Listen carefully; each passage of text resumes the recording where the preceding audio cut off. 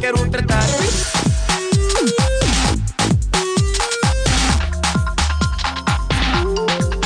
Olá, sejam muito bem-vindos. O programa de hoje é dedicado ao humor na rádio. E como vão ver nas peças preparadas pela Anabela da Mata, vamos falar de pessoas e de programas de rádio que nos ajudaram a rir a bandeiras despregadas ao longo dos tempos.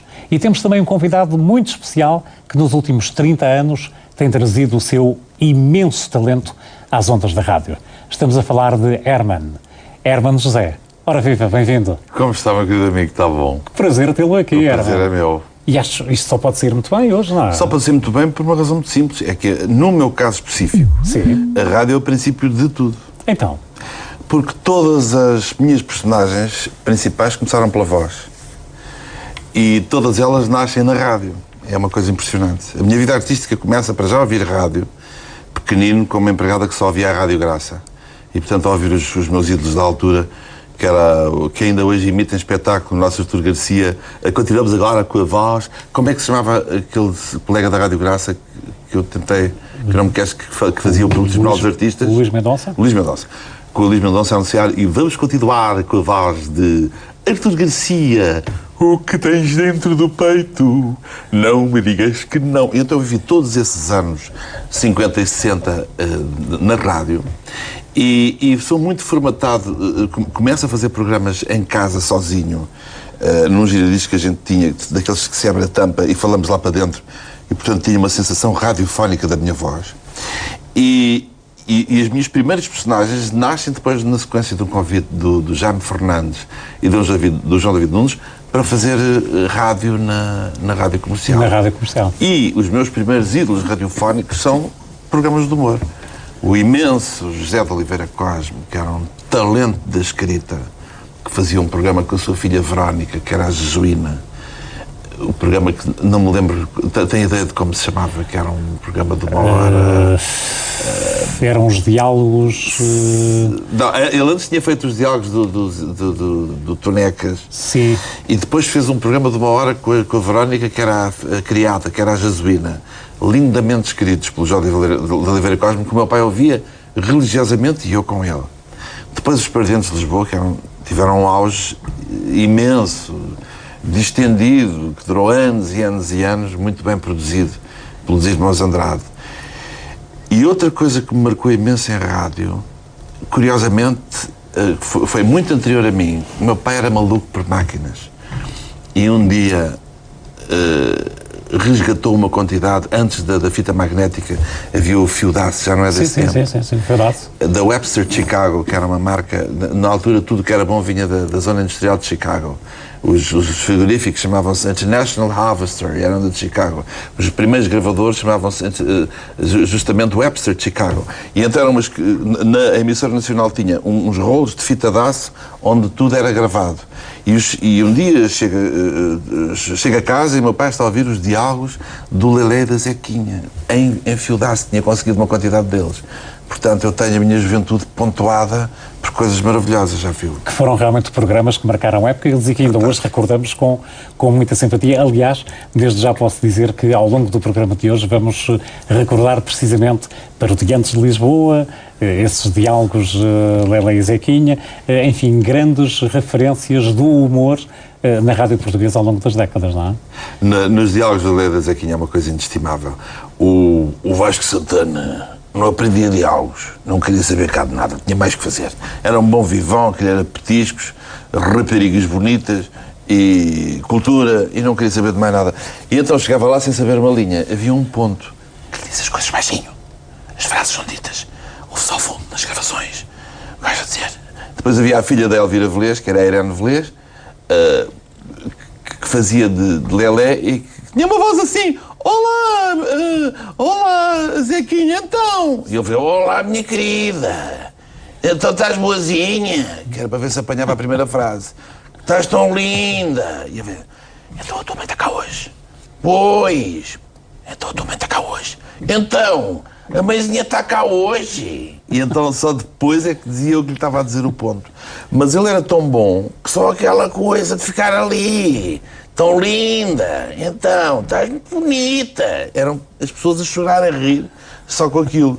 O único fenómeno que eu conheço que parecido é o Fernando Mendes, que faz uns barulhos e as pessoas riem. O Mendes faz assim, e desata tudo a rir, sem saber como nem porquê. Então, são dois fenómenos que eu tenho uma inveja enorme. O Vasco Santana era além de um bom viver, um homem de uma cultura inexcedível. Era uma extraordinária. É uma fase da rádio e depois o incontornável da Igrejas Queiro, que era também uma personagem especial e que criou uma escola, porque no fundo ele era um bem-falante e aquela voz sempre muito bem colocada e aquela música maravilhosa que durante gerações e gerações era usada para fazer entretenimento. E uma nota de 500 não se pode deitar fora. Exatamente. Não, é engraçado realmente o Herman falar, enfim, de todos esses Fico emocionadíssimo, porque é a base de tudo. A rádio é realmente a base de tudo que se passa assim. É evidente. Mas no caso concreto do Herman, esse convite para a Rádio Comercial, pelo João David Nunes e pelo Jaime, permitiu começar com a Flor do Éter, sim. Que era ao fim de semana, não era ao sábado? Era ao sábado, sim, era em direto. Foi muito curioso. Primeiro porque permitia mexer na música em si, sim. E eu adoro música, portanto, nesse aspecto era fantástico. E depois porque me obrigou a falar bem, porque nós temos imensas facilidades de fala. Dizemos coisas como não estou a ouvir e boa noite, assim umas coisas que a pessoa diz no dia-a-dia e na rádio percebe-se tudo. Foi na rádio que eu me habituei a bem articular as palavras e a falar bom português, que passou a ser para mim uma obsessão. E hoje em dia, quando estou a fazer televisão e tenho de fazer uma pergunta a uma pessoa qualquer, e não tenho papel à frente com a pergunta, sigo o meu pensamento e não sou atraiçoado pelas palavras, graças à rádio. E graças a uma técnica maravilhosa que aprendi num programa da manhã, que toda a gente devia ser obrigada a ter um curso, que era a técnica de encher chouriços. Devia haver um item, devia haver uma faculdade com um item que era técnica de encher chouriços, que é quando faltam 3 para o meio-dia, e nos dizia assim, faltam 3 para o meio-dia, não há nada, nem música, nem peças, nem entrevistados, nem nada. Desenrasca-te. Aguenta aí. Sim, e nós ficamos... Bom, estamos então a 3 minutos do meio-dia, neste domingo quentíssimo, onde, certo, já, e depois quando temos ali a andar às voltas, a tentar fazer frases que façam sentido, sem erros, e isso é uma escola maravilhosa, maravilhosa. Se reparar, todos os grandes profissionais mundiais da comunicação, os Larry Kings todos deste mundo, nascem da escola da rádio e também na própria colocação de voz, porque eu antes da rádio não sabia bem onde é que havia de pôr a voz. As minhas primeiras gravações de teatro, ou falo assim, ou faço umas coisas. Bem colocar a voz para ficar uma coisa audível e redonda e serena, aprendi em frente ao microfone. E depois foi modelando a voz que eu construí personagens. Uma primeira fase, o José Esteves, que é uma voz mais estrangulada, mas com sotaque. A Maximiana, que é nitidamente a influência dos Monty Python, em que as mulheres falam em falsete. Oh, what a lovely child. Yes, I love you so much. Que no fundo é um decalcar, porque eu tinha de ir buscar inspiração a qualquer sítio e nasce a Maximiana. E a sua filha, como sabes, nasceu de 15 meses, que ela só soube, fez um teste de antigravidez com uma bananinha. Pôs a bananinha e a banana é bem ratada, a menina já tinha dentes.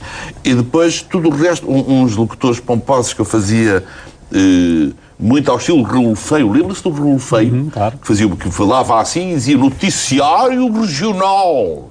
O locutor pomposo que falava tudo assim com muita categoria.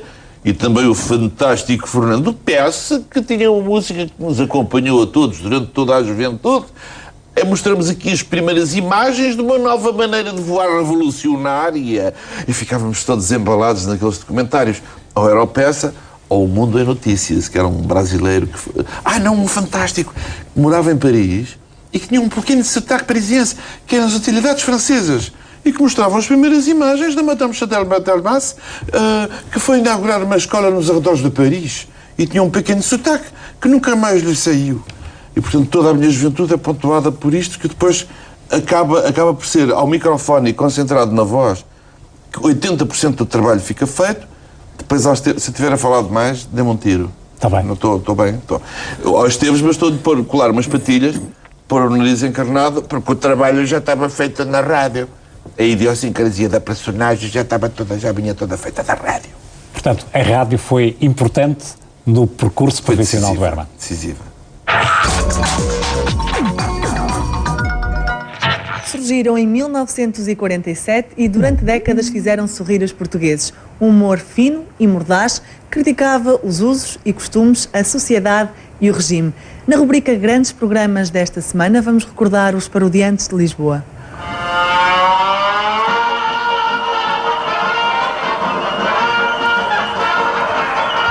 A nossa equipa, já alinhada no centro do terreno, vai saudar toda a assistência. Páscoa feliz! E já de seguida o árbitro, o Sr. Agapito da Silva, vai dar início a este florido encontro pascal. Pontapé! Ai! Saída! Vamos transmitir Rádio Crime.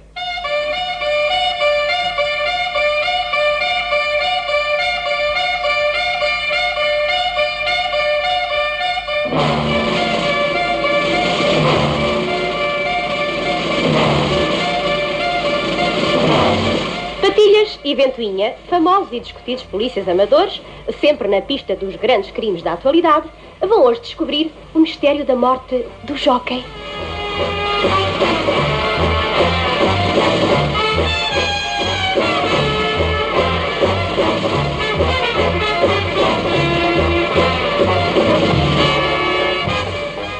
Filha, temos alguma coisa de especial para hoje? Olha, chefe, a FBUI acaba de telefonar a pedir para irmos ao Hipódromo do Norte descobrir quem matou o Jockey.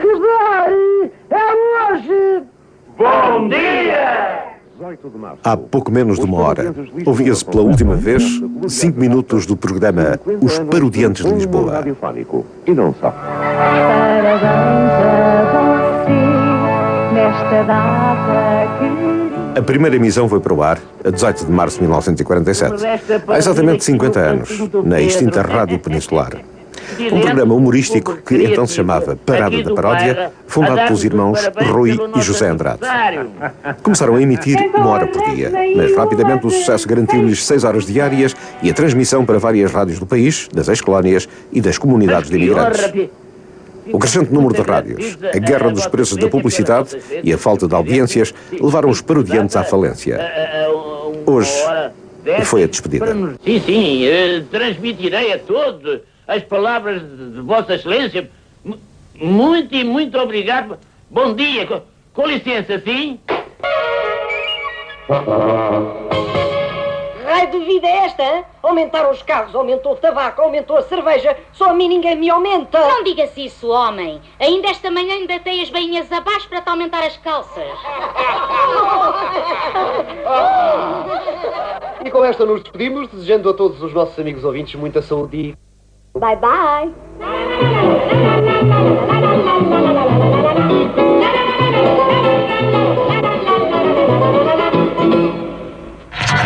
Meu querido Herman, quando começou a sua atividade na rádio, já tinha, evidentemente, um grande traquejo nas redes televisivas. Aquilo que eu gostava de perguntar é se essa transição da televisão para a rádio foi uma coisa complicada ou se, pelo contrário, como nos explicou na primeira parte do programa de hoje, todas essas ideias, todo esse acompanhamento que fez como ouvinte lhe serviram realmente de tapete para enfrentar os microfones. Digamos, antes da minha experiência radiofónica, eu tinha feito uma espécie de escola primária. Teatro, espetáculos ao vivo, mas refugiando muitas vezes nas próprias brincadeiras, nas próprias facilidades das próprias personagens. Porque se você fizer um enfisqueado, pode dizer fizeste, e estiveste, e fazer umas brincadeiras e disfarçar tudo com humor.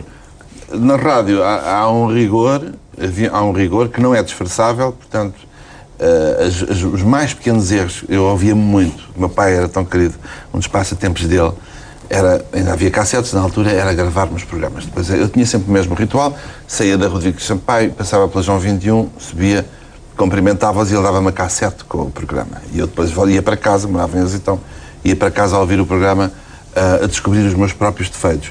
E eram imensos ao princípio. Estou a ficar com vergonha de mim próprio.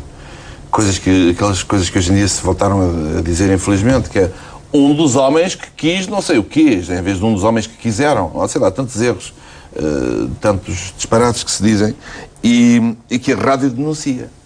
E, portanto, eu digamos que o meu verdadeiro ensino universitário começa na rádio. E também a lógica da entrevista, eu acho.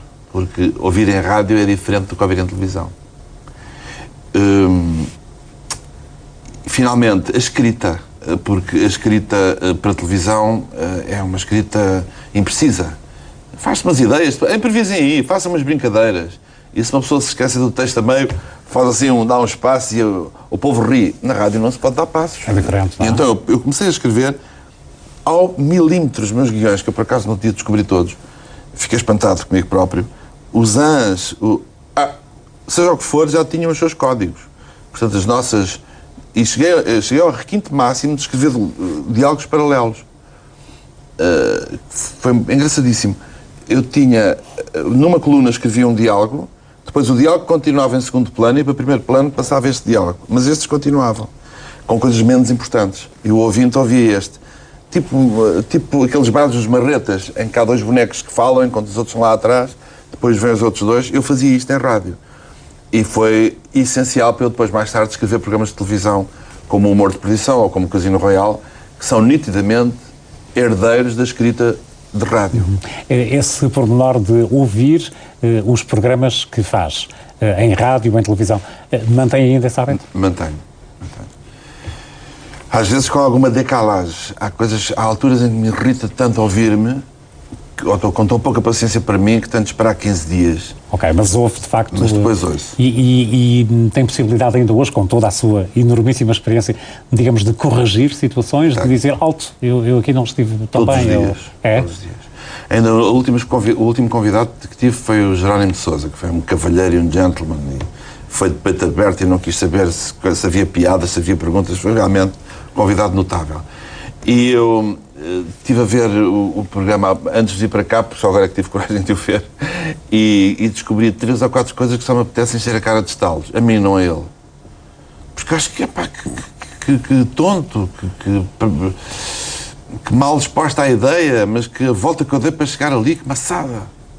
Portanto, se da próxima vez eu entrevistar, vai ser melhor.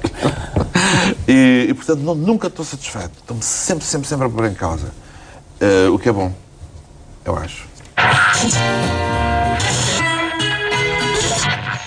No programa No Ar gostamos de estar à conversa com os nossos convidados.